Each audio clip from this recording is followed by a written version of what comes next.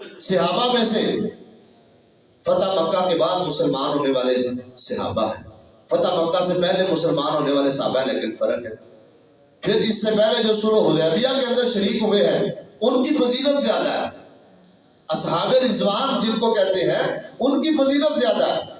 ان میں سے پھر اللہ نے بدری صحابہ کی فضیلت زیادہ رکھی ہے، بدری صحابہ میں سے اللہ نے عشرہ مبشرہ کی فضیلت زیادہ رکھی ہے، عشرہ مبشرہ میں سے اللہ نے خلفائے راشدین کی فضیلت زیادہ رکھی ہے، اور خلفائے راشدین میں اللہ نے سب سے زیادہ مقام و مرتبہ جناب ابو بکر رضی اللہ عنہ کو عطا کیا۔ یہ ترتیب ہے، یہ اللہ نے بنائی ہے، اور یہ ایسی ترتیب ہے جو آسمان پر بھی یہی ترتیب اور زمین پر بھی یہی ترتیب ہے۔ اللہ نے قرآن مجید کے اندر فرمایا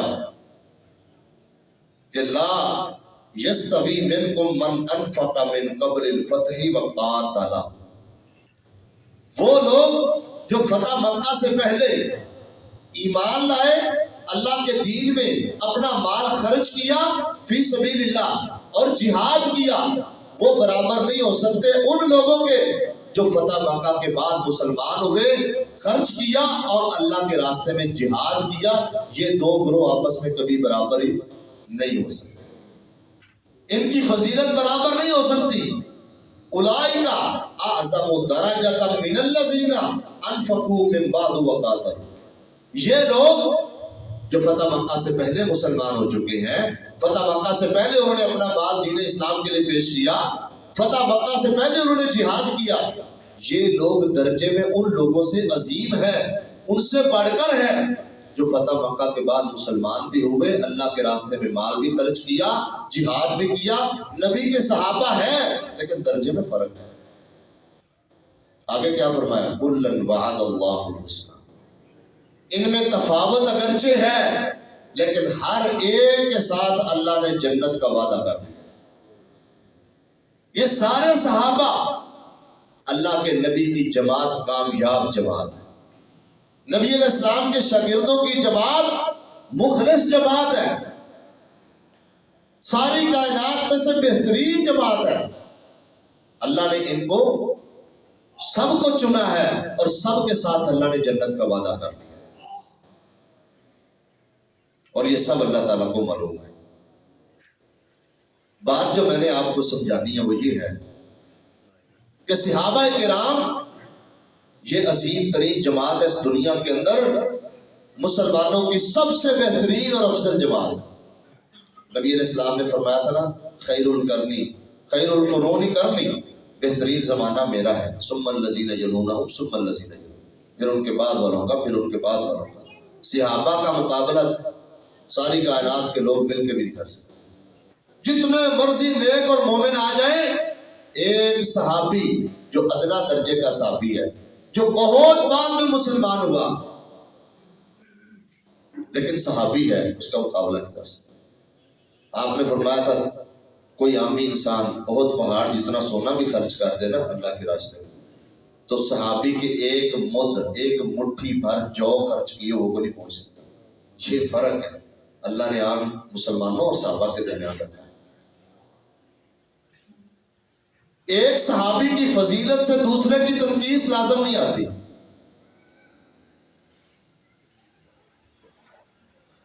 جناب ابو بکر کی فضیلت بیان کی جائے، اس سے عمر رضی اللہ عنہ کی تنقیص نہیں ہوگی۔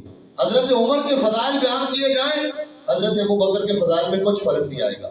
جناب عثمان بن عفان کے مناقب اور فضائل کا تذکرہ کیا جائے، پہلے دو صحابہ کی کوئی گستاخی نہیں ہوگی۔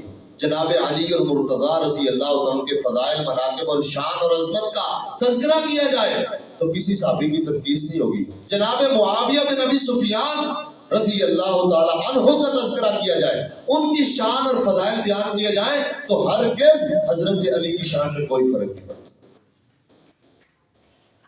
اللہ نے یہ ہمارے ہاں مسئلہ ہی تب بنتا ہے جب ہم آپس میں کمپیریزن شروع کر دیتے ہیں۔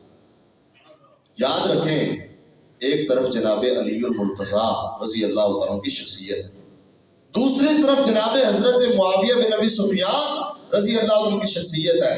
ان کا مقابلہ کرنا ہی درست ہے۔ یہ غلط ہے کہ آپ ان دونوں کا مقابلہ شروع کر دیں. جو مقام اللہ نے حضرت علی کو دے دیا ہے معاویہ رضی اللہ عنہ اس مقام کو نہیں پہنچ سکتے. لیکن اس کا مطلب یہ نہیں ہے کہ آپ اس آڑ میں جناب معاویہ رضی اللہ عنہ کی گستاخی کر دیں. جو مقام اللہ نے حضرت ابو بکر کو دے دیا ہے جناب علی رضی اللہ عنہ اس مقام و مرتبے کو نہیں پہنچ سکتے. اس کا مطلب یہ بھی نہیں ہے کہ آپ جناب ابو بکر کے فضائل بیان کریں اور ایسی باتیں کریں جس سے جناب علی کی تنقیص ہو جائے، ان کی شان میں گستاخی ہو جائے، یا آپ ان کے ایمان پر شک کرنا شروع کر دیں. ہرگز یہ مطلب لوگوں کو ان کے مقام و مرتبے پہ رکھو. صحابہ کرام کو جو درجہ اللہ نے دے دیا ہے اس کو تسلیم کرو، مانو. ہر صحابی کو اس کے درجے پہ رکھو.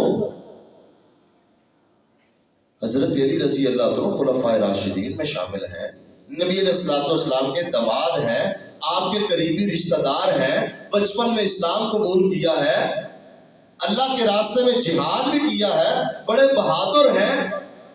نبی نے اپنی سب سے پیاری بیٹی ان کے نکاح میں دے دی. کتنے فضائل ہیں. اور دوسری طرف جناب معاویہ بن ابی سفیان رضی اللہ عنہ، حضرت معاویہ رضی اللہ عنہ کا اپنا مقام ہے، کاتب وحی ہے. نبی علیہ السلام نے بلا کر قرآن لکھوایا ان سے. نبی علیہ السلام کی بیوی ان کی بہن ہے. وہ نبی علیہ السلام کے عظیم و شان صحابی ہیں. آپ علیہ السلام نے کتنی دعائیں حضرت معاویہ کے بارے میں کی ہیں.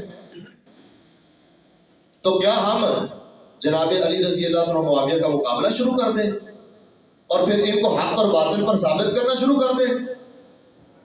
ان کی آپس میں غلط فہمیوں کو، اختلاف کو بنیاد بنا کر ہم ان کو رگیدنا شروع کر دیں؟ یہ کہاں کی مسلمانی ہے بھائی؟ یہ کون سا اسلام ہے؟ یہ کون سی خدمت ہے دین کی؟ اس کی اجازت اللہ نے ہمیں دی ہے؟ ہماری شریعت یہاں گنجائش نکالتی ہے؟ ہمارے لیے حکم تو یہ ہے کہ ان سب کو مانو، ان کے اوپر ایمان لاؤ، قبول کرو ان کو. اختلاف ہو جانا کوئی بڑی بات نہیں ہے. اللہ کے بندو آپ شاید غور نہیں کرتے، اختلاف تو باپ بیٹے کا ہو جاتا ہے، بھائیوں کا ہو جاتا ہے. حتیٰ کہ صحابہ کے مابین اختلاف ہوا، جناب ابو بکر و عمر کا آپس میں اختلاف ہو جاتا ہے. جناب علی رضی اللہ عنہ کا اختلاف نبی کے ساتھ ہو گیا تھا. یہاں کیا کرو گے؟ حضرت علی اور مرتضیٰ کا اختلاف نبی کے ساتھ ہو گیا. حضرت عباس رضی اللہ عنہ اہل بیت کے نبی کے چچا ہیں، عام صحابی نہیں. آپ نے فرمایا تھا عباس میرا چچا نہیں بلکہ میرے باپ کی جگہ پر ہے. ان کا اختلاف حضرت علی کے بارے میں ہو جاتا ہے. پھر کیا ان کی بھی شان میں گستاخی کر دیں گے؟ کیا ان کی بھی جو ہے نا تنقیص کریں گے ہم؟ ایسے نہیں ہوگا. جو مقام مرتبہ اللہ نے صحابہ کو دے دیا ہے اس کو ماننا فرض ہے، ضروری ہے.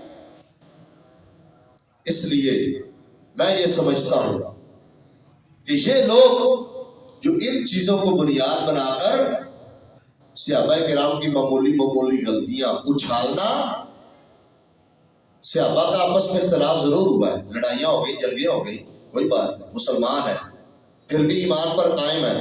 اللہ نے قرآن مجید میں کہہ دیا کہ مسلمانوں کے، مومنوں کے دو گروہ آپس میں لڑ پڑے، سلح کروا دو. باوجود لڑے ہیں لیکن دونوں ایمان پر قائم.